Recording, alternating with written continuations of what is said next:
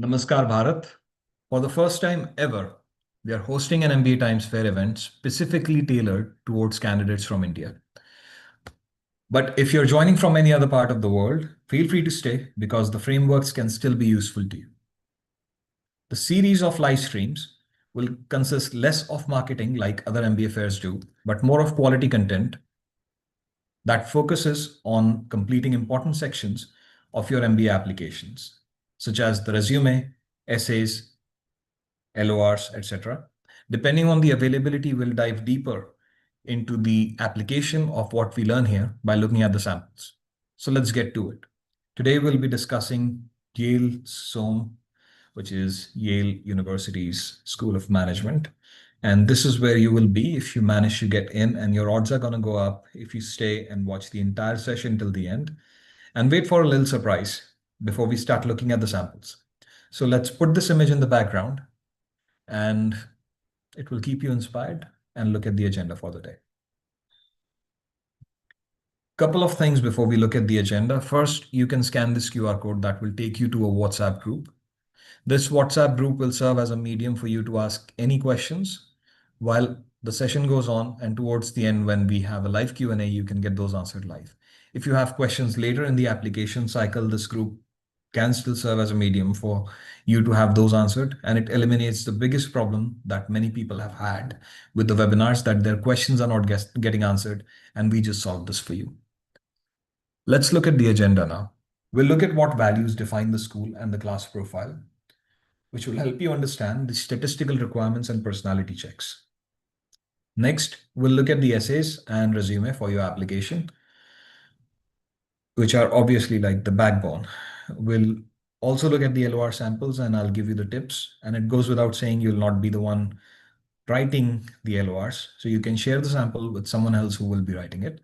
It will also be shared in the same Q&A group for which the QR code is still up for scanning. I'll also put this up in the end so you can have a look at that. Now we move on to the class profile. As you can see, Yale's class profile is fairly interesting with the class size of 367 students, which is neither too big nor too small.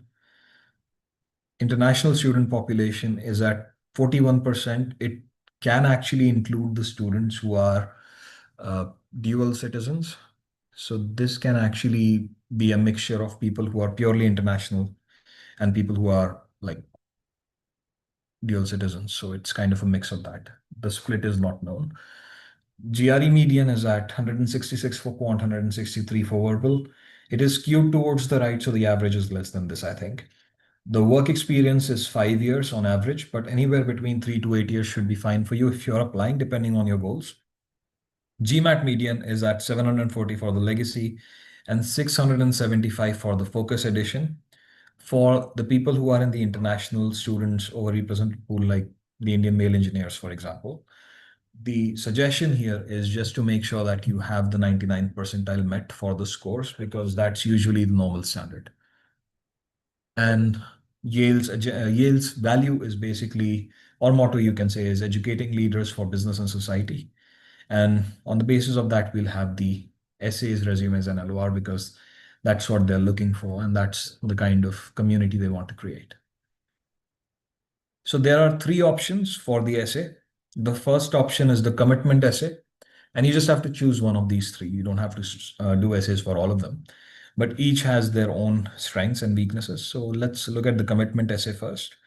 Describe the biggest commitment you have ever made, and why is this commitment meaningful to you? And what actions have you taken to support it? So in other words, if you were to reframe this, this becomes the question. What is your motivation? What events led to that motivation, and how do you carry it? So what is your motivation is basically what is your motivation behind your post-MBA goals, and that is what you have defined as the purpose of your life. And that's exactly what they want to see. Are you someone whose purpose in life is to like be in consulting for the rest of your life? It's fine, but like why exactly do you want to do that? Do you enjoy seeing new businesses win, or do you like supporting others in their own goals, or do you have some other ambitions that consulting will lead to? So what exactly is that purpose or your long-term goal in life? So you can say that is the biggest commitment you have made, and that is what they want to know. What exactly is your plan? What is your purpose in life? And your purpose is the biggest commitment you can make. And it has to be well aligned with business and society principle of Yale, obviously, if you want to get in. If you don't want to get in, that's fine. What events led to it? Then you walk them through the life events that gave you that motivation, that now you want to be someone who is also applying to Yale and is pursuing that motivation. So that's basically like your, series of events as flashback memories. Easier way of doing this is just to follow the sequential format where you're starting from the beginning and you're walking them through towards your motivation and then giving the motivation. That's also fine. And how do you support it or how do you carry it? So saying that an MBA at Yale could be one of the ways you're trying to support it. What you have done in the past in terms of your work experience is also a way you have tried to support that long-term ambition that you have in mind. That's completely fine. These are like formal ways of answering this question. And that's basically how you tackle this one. Option two is community essay. Describe the community that has been most meaningful to you. What is the most valuable thing you have gained from being a part of this community? And what is the most important thing you have contributed to this community? First of all, think why exactly is Yale asking this question? They are asking this question because they want to see if you will be doing the same at Yale. And that's the basic idea here. How will you contribute to Yale without saying how will you contribute to Yale? So you're not saying that you will contribute to Yale, but saying that you contributed somewhere else in the same capacity, you will be able to contribute to Yale in the same way. So that's the community essay, pretty straightforward, nothing to overthink in this one. Just make sure that you have that analogy drawn that this is what I plan to do at Yale and have I done something similar in the past? So that will give you an idea. Then there is the option number three, which is the challenge essay. And this is the same as one of the Ross's essay, which is also about challenge. So describe the most significant challenge you have faced. How have you confronted this challenge and how has it shaped you as a person? Thinking that Ross and Yale have the same essay and writing the exact same essay in both will get you in. Not true because both values are very different.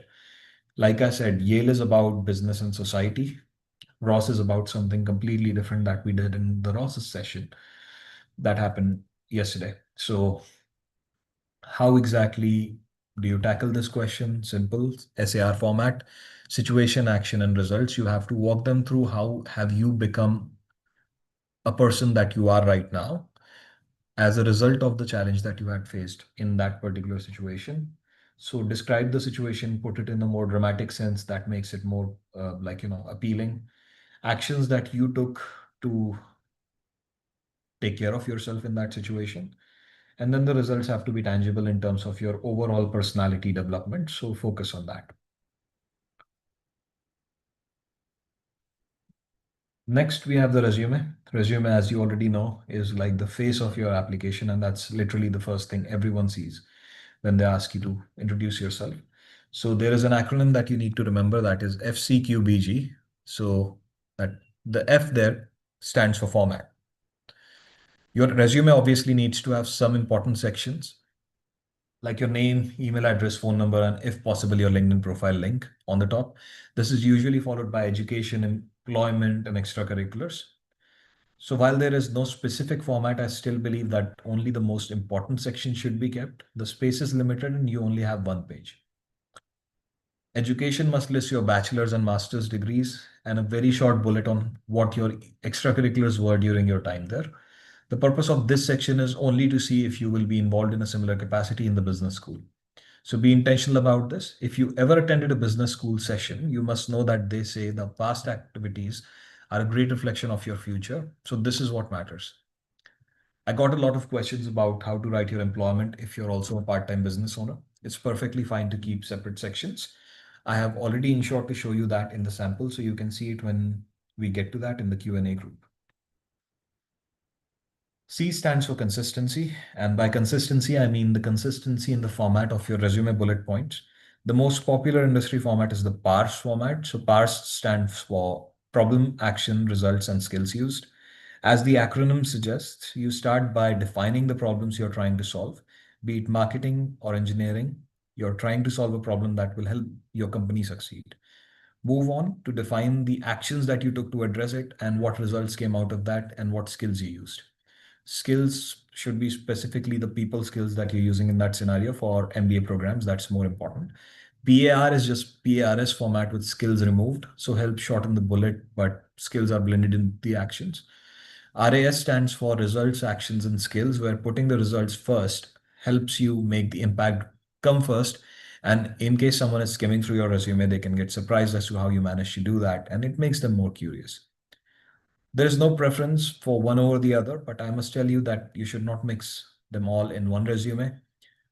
Only one consistent bullet format per resume, which is parse, PAR, or RAS, or not and. This is one thing you need to remember. Next is quantification. So this is the most heard of in the MBA admissions industry, that your bullets need to be well quantified. While quantification is usually more or less mandatory in the impact, it would not hurt to mention the size of the team that you've led for a particular incident to make the bullets even more powerful and more credible. If you think you don't know how to quantify the bullet, that's all right. Just think about why you exist in the organization and what money are they making out of you, and thoughts will just start popping up. As it says on the slide, you can highlight operational efficiency, revenue increase, sales, whatever, with numbers, percentage, cash, etc., depending on what you did. Just remember that you need to enter the currency of the country that you are applying to. So for Yale SOM, that would be dollars, US dollars. I can understand that because of the purchasing power parity and exchange rate difference, the converted amount may look smaller in dollars. So you can accompany this with a percentage change in something to show greater impact. Next, we have branding. I usually explain branding by giving this phrase: a hero can rarely be a sage, and a sage can rarely be a rebel. All three have different personalities. A hero is someone who steps in and takes the responsibility for the people and solves their problem to rally people behind him. A sage is someone who shares his wisdom and helps solve people's problems, and people rally behind them because of their intelligence. A rebel is someone that disrupts the status quo by creating something completely different from what used to be. And their rebellious attitude and uniqueness attracts people who rally behind them because they were too frustrated with the status quo. So your brand needs to stay consistent in your essays, resume, and LORs, and your people skills matter. So show yourself as the kind of business leader that you are. Then there's the goals. This is perhaps the most overlooked part. So forgetting that your resume needs to contain transferable skills more relevant to your post-MBA goals. So here's how you can modify your resume to meet those requirements. First, take the industry. Let's assume it's consulting. Next, we have the function associate, you can say, because post MBA, most people go to associate level roles, and then the target company, McKinsey. And school's feeder location, you can take New York, for example. And then once you get this information, Google the job description, and you will likely find it on their website. You can pick out the key skills from the job description and see if your bullets match those and plug those in. Better way of dealing with this is to use generative AI tools and let them give you the overlapping keywords. You're using AI only as a tool and you're not using that to create resume bullets or your application, that is definitely forbidden. And I'm not suggesting you to do that. So that completes our resume and essay section, and I'll see you guys in the Q&A. But before that, a little surprise for you. MBA Times is offering the Hail Mary service at a discount of 50%. So you'll only have to pay $250 per school to get a personalized one-time feedback on your whole application, from resume and essays to extracurriculars, everything all in one personalized feedback. It's all covered. You can use the code Yale Mega Fair 2025 to avail the offer. If you scan the QR code, it will take you to the page where you can request that. We also have bulk discounts should you choose to opt for it. The website will have an option to select the number of schools. So you can scan this QR code and it will take you to the website. Alternatively, you can visit MBA Times by going to www.mba-times.com/quote to request the quote yourself. This offer is limited to the registrants and attendees only. So if you're watching this, you're obviously an attendee. So make sure you're registered and scan the QR code and you can request the Hail Mary service from us. This was all for today's session. Now we'll have two Q&A going parallel. with each other. So I'll end the stream now and I'll see you in the Q&A chat.